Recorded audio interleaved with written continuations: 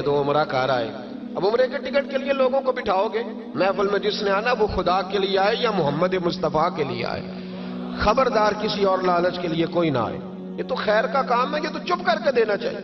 اور بھائی کب قرآن اندازی کریں گے؟ حضور علیہ السلام نے فرمایا تمہیں پتہ چلے جمعے والے دن پہلے آنے کا ثواب کیا ہے, تم قرآن اندازی کرو. کب قرآن اندازی ہوگی؟ کب؟ رسم سمجھ لیا ان سب باتوں کو. بس ٹھیک ہے, ایک بڑا زبردست آج میں نے خطاب سنا جی 1.25 گھنٹہ, پھر کیا اثر ہوا اس کا؟ کیا رزلٹ نکلا؟ اس پر عمل کب ہوگا؟ وہ جو میں باتیں سناتا ہوں لوگوں کو بیسیوں اور سینکڑوں, تو میں نے عمل کب سٹارٹ کرنا ہے؟ جنہوں نے نبی پاک سے سنا تھا انہوں نے عمل کیا تھا. انہوں نے سنا تھا انہوں نے. ادھر دیکھو, حضرت عمر کا وہ دور تھا کہ آپ کی ایک لونڈی کلمہ پڑھ گئی تو ابھی آپ مسلمان نہیں ہوئے تھے, تو وہ لونڈی کہتی ہے کہ مجھے الٹا لٹکا کے جناب عمر مارتے تھے, اور اتنا مارتے تھے کہ تھک جاتے تھے تو پانی منگواتے تھے. اور جناب عمر وہ شخص تھے کسی کی جرت نہیں تھی کہ بات کرے, لیکن بس پھر بدل گئے عمر. پھر اللہ کا خوف آ گیا. پھر جو شخص کبھی نہیں رویا تھا وہ بات بات پہ رونے لگا. جو کسی کے آگے نہیں جھکا تھا وہ چھوٹے چھوٹے لوگوں سے معافیاں مانگنے لگا. بدل گئے نا, اللہ کا خوف آ گیا نا. اب وہ اکڑی ہوئی گردن نہیں رہی. اب مسجد میں بھی آ کے یہ نکاح کے پیچھے ہٹو, تمہیں پتہ نہیں میں چودھری ہوں, یہ میری جگہ ہے. اب وہ بات بدل گئی, اب وہ رویہ نہ رہا. حضرت عمر فاروق رضی اللہ تعالیٰ عنہ, اور اس وقت تو ایک قبیلے کے سربراہ تھے نا, صرف ایک قبیلے کے. اور جب فاروق اعظم بدل گئے تو 24 لاکھ مربع میل کے حکمران, 24 لاکھ مربع میل کا واحد حکمران. اور جب کیسر و کسرا جیسے بادشاہ عمر کو بلائیں تو عمر کہیں جاؤ دوڑ جاؤ, میرے پاس ٹائم نہیں. اور ایک دن رات کو چہرے پہ نقاب ڈال کے نا تو مسجد کی گلیاں گھوم رہے تھے عمر فاروق, مدینے کی گلیاں گھوم رہے تھے. 1-2 گلیاں رہ گئیں تو فجر کا وقت ہو گیا. تو حضرت عمر اپنے غلام سے کہنے لگے نماز پڑھ لیتے ہیں اور باقی 2 گلیاں بعد میں گھوم لیں گے. حضرت عمر نے امامت کرائی تو نقاب اسی طرح چہرے پہ.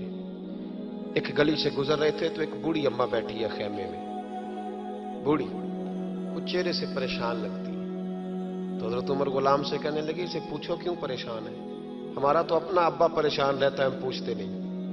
ہم نہیں پوچھتے. ہماری اپنی اماں روتی رہتی ہے کہ چلو 2 گھڑیاں رات کو آ کے بیٹھے گا میرے پاس, لیکن وہ آتا ہے 2 درجن کنوں لے کے اور سیدھا اپنے کمرے میں جاتا ہے اور بیگم صاحبہ سے کہتا ہے کہ یہ 6 اماں کو بھی دے آؤں, اس نے کون سا کھانے ہیں. تو وہ پلیٹ میں لے کے آتی ہے. پھر ماں کا دل ٹوٹتا ہے کہ یہ کمائی تو میری تھی, یہ تو بوٹا میں نے پالا تھا, لیکن یہ کس بیوپاری کے ہاتھ چڑھ گیا. ہم تو اپنے ماں باپ کو ٹائم نہیں دیتے, لیکن جب لوگ اللہ سے ڈرتے تھے رویہ کیا تھا. حضرت عمر فاروق رضی اللہ تعالیٰ عنہ خادم سے کہنے لگے بوڑھی سے پوچھو. تو پوچھا اماں السلام علیکم. وعلیکم السلام. اماں کیا بات ہے؟ تو اماں کہنے لگی جاؤ دوڑو, تمہیں کیوں بتاؤں, دیہات کی سیدھی سادی بی بی, جاؤ بھاگ جاؤ. کہا نہیں اماں مہربانی کرو اندر تو آنے دو. بڑی منت کے بعد اماں مانی. عمر فاروق عام آدمی نہیں جس سے دنیا کامتی ہے. حضرت عمر اندر گئے. اماں کیوں پریشان ہو؟ تو اماں کہنے لگی تمہیں کیوں بتاؤں, میرا اپنا دکھ ہے. چل اماں بتا دے, تیری مہربانی. تو اماں کہنے لگی میں ایک بیوہ ہوں, بے اولاد ہوں, کوئی میرا سہارا نہیں. مجھے عمر فاروق سے بڑی شکایت ہے. میرے اوپر 25 دینار کا قرضہ چڑھ گیا ہے اور 3 دن ہو گئے میں نے روٹی نہیں کھائی, اور عمر نے میری خبر نہیں لی.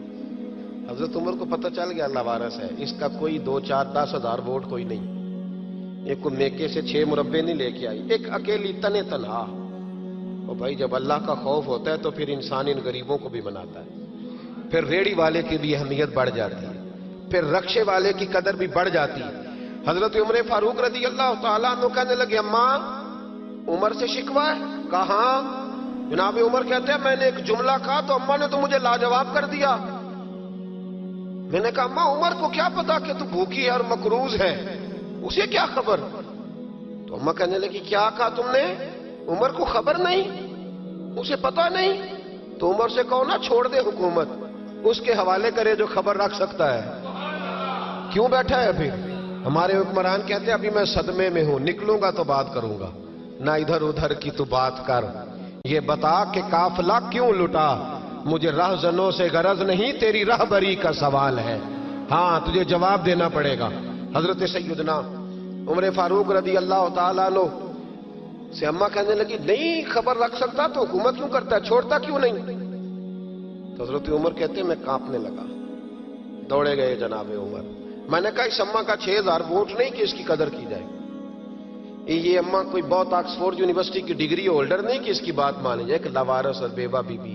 عمر دوڑے گئے، گھر سے اناج کا تھیلا کندھے پہ رکھا، 25 دینار بھی لیے، پکا پکایا کھانا بھی لیا. خادم کہنے لگا حضور مجھے دے دے میں اٹھا لیتا ہوں.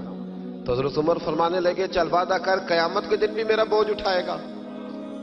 کہنے لگا جی نہیں وہاں نہیں اٹھا سکتا. فرمایا پھر آج بھی نہ اٹھا، مجھے ہی اٹھانے دے، یہ میرا بوجھ ہے تو مجھے ہی. اماں کے سامنے 25 دینار بھی رکھے. پھر اماں کو حضرت فاروق اعظم نے 2 مہینے کا راشن بھی دیا، پھر پکا پکایا کھانا بھی دیا. معمولی آدمی کی بات نہیں کر رہا، 24 لاکھ مربع میل کا حکمران. حضرت عمر مدینے میں بیٹھ کے کبھی للکار دیں تو کیسر و کسریٰ کی ٹانگیں کانپیں.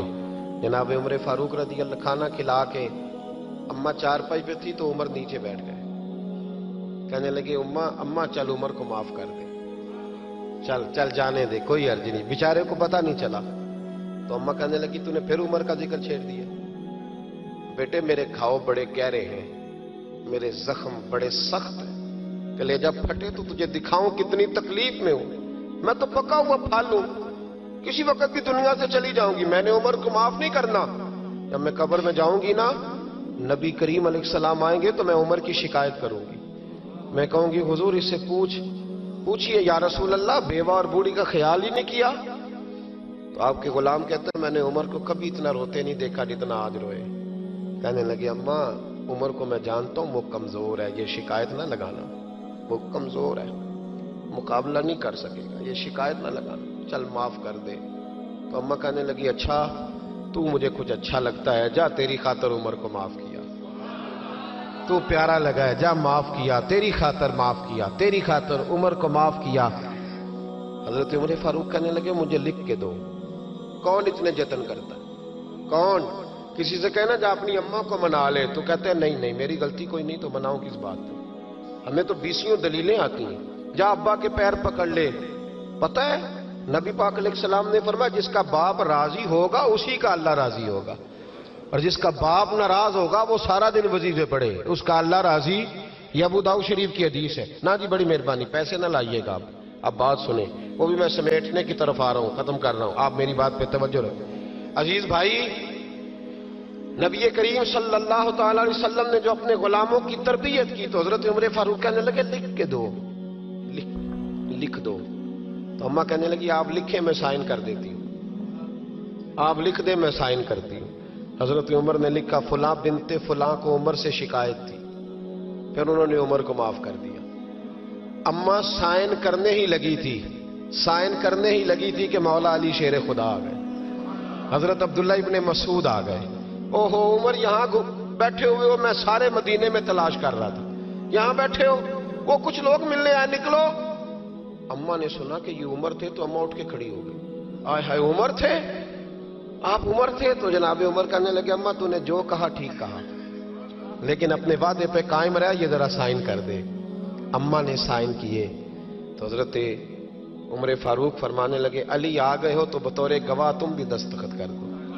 عبداللہ ابن مسعود تم بھی بطور گواہ جب سائن ہوئے تو جناب عمر نے رکا لپیٹا اور مولا علی شیر خدا سے فرمانے لگے علی یہ رکھ لو، مجھے لگتا ہے میں تم سے پہلے دنیا سے جاؤں گا، اور جب میں پردہ کر جاؤں نا تو یہ رکا میرے کفن میں رکھ دینا.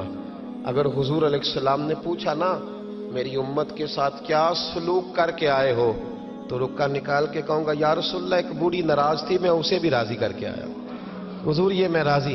بھائی جب تک ہم اللہ سے نہیں ڈرتے معاشرہ اصلاح پذیر نہیں ہو سکتا. جب تک یہ وظیفہ پک نہیں جاتا کہ اللہ میرے ساتھ ہے اور اللہ مجھے دیکھ رہا ہے تب تک حالات بہتر نہیں ہو سکتے.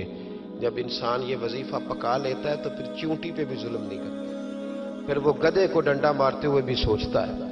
پھر میرے بھائی وہ پھر احساس کرتا ہے کہ جانور کی وجہ سے ہی نہ قیامت میں پوچھ لیا جائے. لیکن جب اللہ سے نہیں، ہمارے اب نہ تو مراقبے رہے، نہ ہم تنہا مصلی پہ بیٹھتے ہیں، نہ رات کو رب کریم کو مناتے ہیں، نمازیں ہیں تو وہ بھی ساری دکھاوے کی، اللہ ماشاءاللہ ہمارے سارے معاملات میں دکھاوا اس تیزی سے آیا کہ روح کا وہ اجر اور دل کی وہ کیفیات ختم ہوتی جا رہی ہیں۔ رات مصلی پہ بیٹھے اپنی اصلاح کے لیے اپنے مالک کے حضور دعا کریں، اور سب سے بڑھ کر یہ کہ یہ ذہن بنائیں، یہ ذہن بنائیں کہ یہ باپ مجھے بعد میں ملا، اماں مجھے بعد میں ملی، بچے بیوی بعد میں ملے، پہلے تو میں اپنے رب کے پاس تھا، اس وقت میرا کوئی رشتہ دار نہیں تھا، اور جب میں قبر میں جاؤں گا تو پھر بھی میرا اللہ ہی میرے ساتھ ہوگا، اور اگر اس کے بعد کوئی ہستی میرے لیے ابر رحمت بنے گی تو خدا کے محبوب کی ہستی بنے گی۔ میرے بھائی، جس آدمی کے ساتھ انسان کو ہمیشہ کام پڑے اسے بندہ ناراض نہیں کرتا، اس کے ساتھ دوبارہ بھی مجھے کام پڑے گا، تو رب رسول کے ساتھ رشتے مضبوط کریں۔ ہم بڑے کمزور ہوتے جا رہے ہیں، باتوں کے گورکھ دھندے میں زندہ ہیں، کسی کو بھی چھیڑ لیں، جتنی مرضی باتیں سن لیں، کسی شخص سے بھی آپ ڈسکس کر لیں، جو مرضی اسے سن لیں۔